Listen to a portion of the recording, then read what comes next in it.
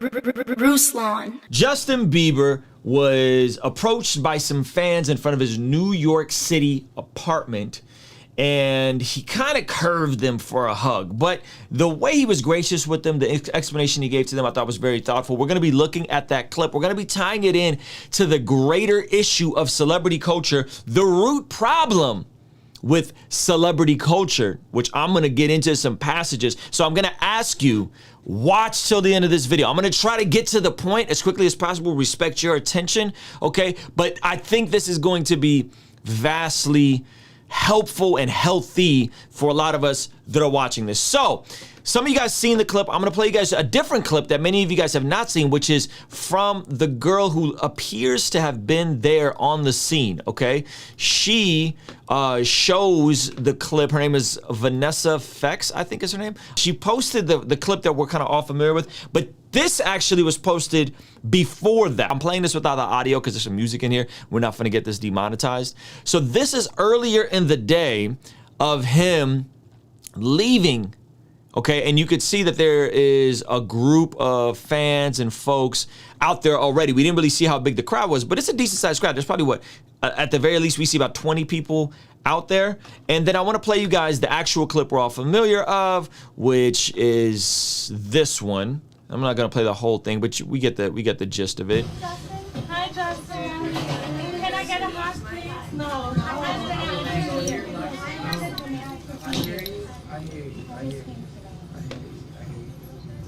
So I think it's really cool that he starts by acknowledging them. I hear you, I hear you, I hear you. That's really cool. You know what I mean?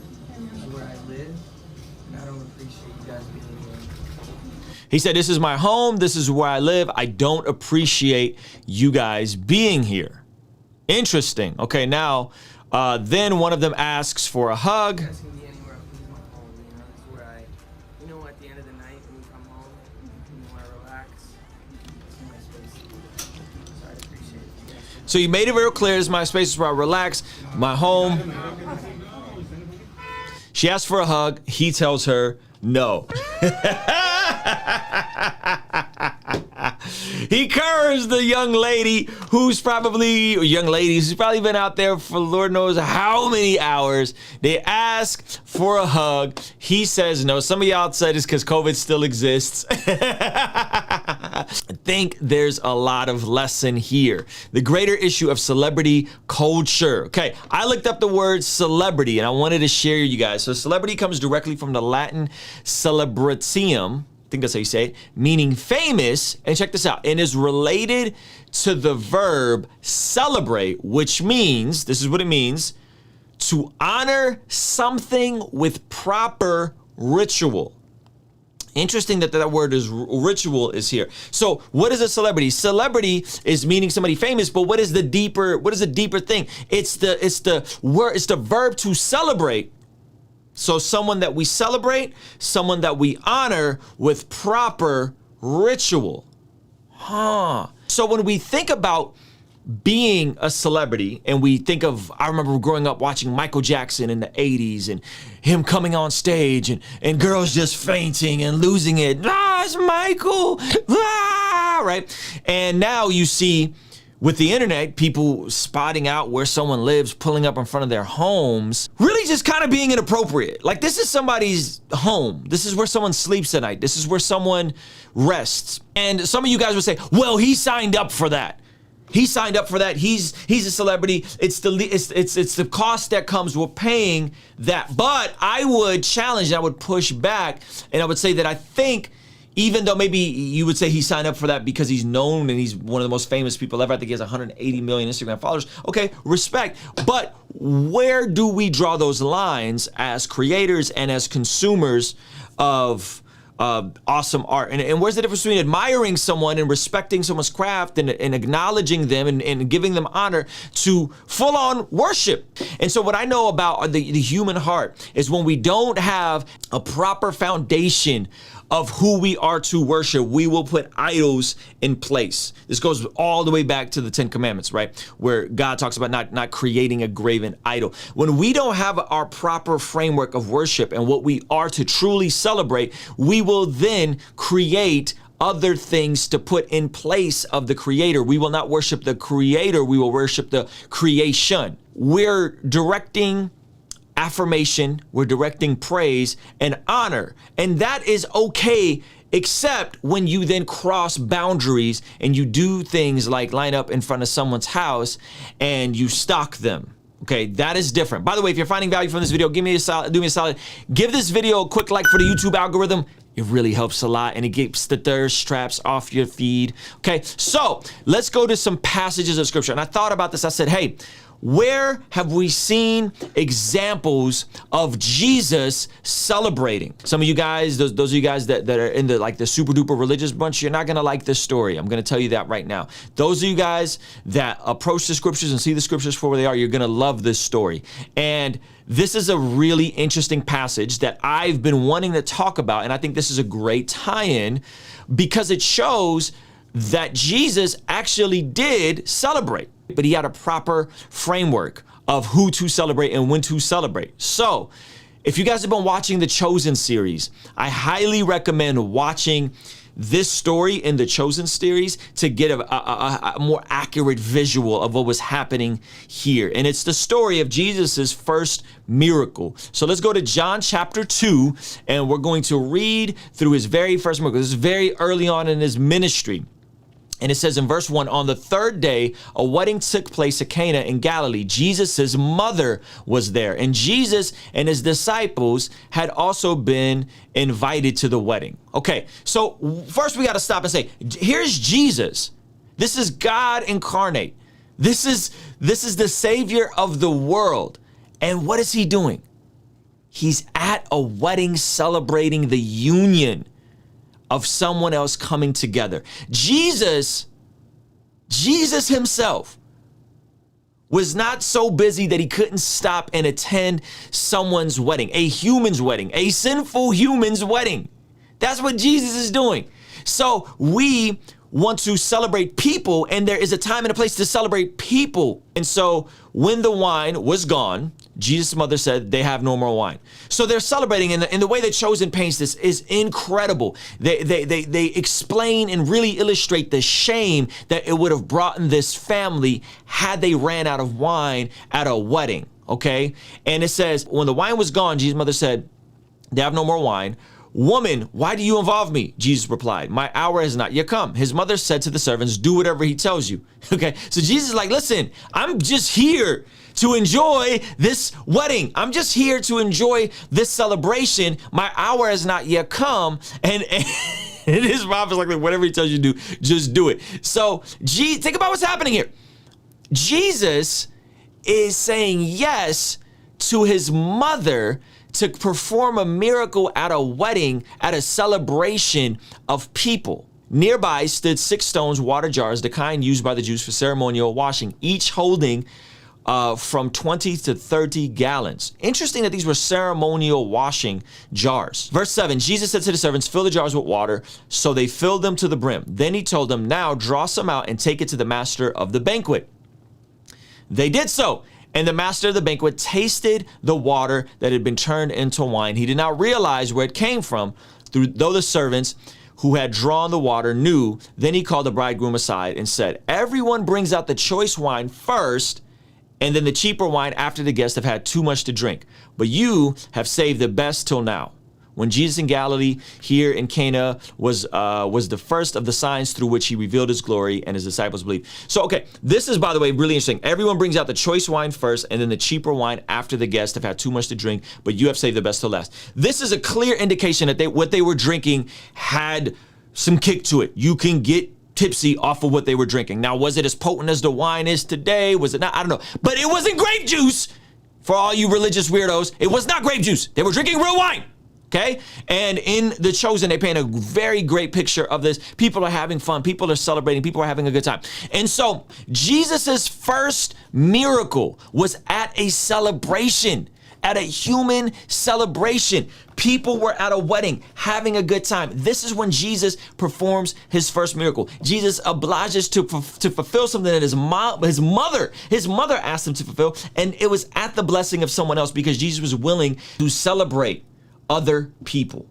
And he had a proper framework. Ultimately, because he was God in the flesh, but he was willing to celebrate proper people. So I think the question is, why do we deal with celebrity culture? Why do we deal with this idol worship and people falling out and people lining up in front of people's homes and people losing it over just to be, why is that? And I will say it's because we have a proper alignment of when and what and who to celebrate. Ultimately celebrating the creator, not creation, but also being present in the moment to celebrate the things that God has surrounded us with right now. If we know who to celebrate, God ultimately, and the things he's allowed us to celebrate in our real lives, not in our social media personas, not in people we admire from afar, but in our real lives, well then goodness gracious, we will be in proper alignment and there won't be these weird things where people are lining up stalking each other. I'm gonna get a little bit more personal here in terms of some of the direction of my channel in a second, but I wanted to show you something. You know who the biggest celebrity is in my house? Some of you guys think like, Ruslan, wow, 90,000 subscribers, woohoo. You know who the real biggest celebrity in my house is right now?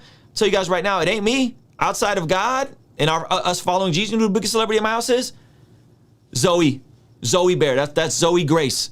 She'll be 3 months in a few days here. Okay, so this is the biggest celebrity in my house right now. This is who we're celebrating right outside of Jesus. This is who we're celebrating right now. Why? Because it's new life. Because God has blessed us with a child, our first daughter. This is the biggest celebrity in my house. Not me. Not Kevin Hart or whoever we got, James or Justin Bieber or no. Zoe is the biggest celebrity in my house. Then probably my son and my wife are a close second. We don't celebrate celebrities. We do admire celebrities, nothing wrong with admiring celebrities, but we don't celebrate celebrities because we're more present in the moment. God has people around you in a moment. God has family around you in a moment. God has given us marriages. God has given us kids. God has given us family. God has given us friends. God has given us local church family. That if we have a proper alignment of who we are to celebrate, to bring honor to something with proper ritual, we will be in a right standing and our life will have a healthy balance. Okay, a healthy balance. Now, I'll tell you guys my backstory with having met the Jay-Z's and having been around the Kanye's and having been around the Justins. There's two passages that always come to mind. For those of you guys that are artists, those of you guys that are creators, those of you guys that are just excited about creative people, all that kind of stuff. There's two passages I want you guys to think about. They're both in Proverbs. One is, your gift will make room for you. And another one is, do not demand a presence with the king. Your gift will make room for you. Do not demand a presence with the king. When I met Jay-Z, I wasn't demanding his attention. I wasn't demanding a presence with him. I wasn't trying to give him my demo. I wasn't, right? I saw him, I dapped him up. We had some brief conversations. We kept it pushing. Why? Because I know that my gift will ultimately make room for me. And if I'm supposed to be in front of him, I'm not gonna make a fool of myself or do something goofy in the moment because I'm insecure of my identity this is my only shot. This is my only chance to ever see Justin. So therefore, I have to ask for that hug. No. If you have a proper worship, you're probably not even gonna approach that person that way. Definitely not gonna line outside of his house. If you have a proper framework of worship and who you are to celebrate, ultimately God, then being present in your real life. And then second of all, if you're confident that what you're doing is going to yield the results, you don't have to make a fool of yourself or go in and ask for a hug, because hey, it's just a person, it's a human. And if I'm supposed to work with these people, it's fine. I don't need to act like, oh, this is my only shot. I gotta go in, run up to Jay-Z and just start rapping for him. Like, that's silly. Because your gift will make room for you and you shouldn't demand a presence with the king. So I've been around, Jay-Z's mad tall, by the way. Jay-Z is like 6'4", he's huge. That dude is tall. He's head and shoulders above me. So, and he was cool, by the way. He was super cool. So when I had seen Justin, I'll give you guys the backstory. When I seen Justin multiple times, been around Justin multiple times. The very first time I saw him, we were walking out, kind of made eye contact. I could tell he wasn't doing so good. This is like 2015, 2016. And I didn't feel a need to approach him or talk to him or dap him up or anything. I just looked at him and I was like, oh, that's Justin Bieber. Cool. He walked out, and this is at like a Bible study, and a rather big Bible study, midweek thing. And there's a girl that runs up behind him and starts crying frantically and losing it, like Michael Jackson vibes, like losing it. And then they had to like escort him and usher him out of the building. So here he is at a church, and you have someone chasing him down and people needing to escort him through a side entrance out of a Bible study type situation. Saw him a couple other times, and every time I saw him there, this man was repeatedly just hanging out, just being normal. just being normal, just hanging out, chatting with people, hanging out afterwards. And I never felt like I needed to go up to him and take a selfie, get a hug, dap him up. There has to be something in us, especially if you're an artist, creative, YouTuber, whatever. Listen, you have to be confident that if you're supposed to be around certain people, respect. God will make room for that. You don't need to invade somebody's personal space. You don't need to make a scene. You don't need to be hysterical. You don't need to do all these things. And imagine from their perspective, imagine attempting to go to church and you're trying to get your life right. People are running up to you, losing it. Imagine getting off an airplane, being tired. Imagine what if he had his wife with him? What if 5-10 years from now, he has his kids with him and he's carrying a newborn, and then he's walking through and there's people outside of his house, and just how weird that is. And I'm telling you, it all goes back to us having a misalignment of what it means to celebrate the people we're supposed to celebrate and to value the things we're supposed to value in our real life. And so in terms of me personally, we were hanging out with some friends yesterday and we were talking about my wife potentially coming on the channel. And we were like, yo, it'd be great if your wife came on the channel, da-da-da. And you know what? And we had this back and forth. And I said, I'm getting in a place, and this is like not to flex. Like I'm not doing whatever, 90,000 subscribers. I think we'll crack that today. Thank you guys. But I'm not like in a crazy spot, but it's getting to that place where I'm recognized fairly regularly in public. Whether I'm at a basketball, my little basketball rec league, whether I'm at the gym. And some people are really cool. They pull up and they just kind of dap me up, they'll say whatever. And other people are just weird and they'll just stare at you. And I was talking about one of the main reasons why I haven't had my wife on the channel yet is because my wife is very introverted. She's usually the one with our children, our Zoe, who I just showed you guys, and my 6-year-old Levi. And I would hate for her to be out grocery shopping and some rando weirdo sees my channel, sees our interview, and walks up and makes it mad awkward, uncomfortable, and weird for her. And so there's a degree of privacy that we kind of have to maintain, because we also have friends that have been very successful as like family vloggers, and we've seen the cost that comes with. And so we're trying to like navigate, like, because I know she has a lot of value to add. I know there's a lot of folks that would love to hear from her, and we're trying to like navigate this balance. I'm at 90,000 subscribers. Maybe this will be bigger. Yeah, we're still doing a giveaway at 100K, by the way. Maybe this will be bigger. Maybe I'll have a larger platform. And so I have to maintain these protections, because I would be very irritated. I'm gonna keep it a buck. I would be very irritated if my wife comes home and tells me that someone saw the YouTube channel, saw her, ran up on her, and got weird at the grocery store. I will be very frustrated. So I could only imagine someone like Justin, who everywhere he goes, there's people around him. There's always people around. There's always people wanting something, a picture, a hug, or whatever. And it's just like, goodness gracious, man. So I wanna really drive home this point, guys. There's nothing wrong with celebrating people. There's nothing wrong with admiring people. There's nothing wrong with saying, man, that person is great, they're gifted. But do we have a proper adoration and admiration and alignment for, one, worshiping Jesus in our lives? Like, is that properly aligned in the creator, not the creation? Two, are we present in the moment and celebrating the people that are in front of us and around us? Those of you guys that are married, husbands, do you celebrate and love your wives the way Christ loved the church and laid down his life for him? Do you really do that? Do you celebrate your wife?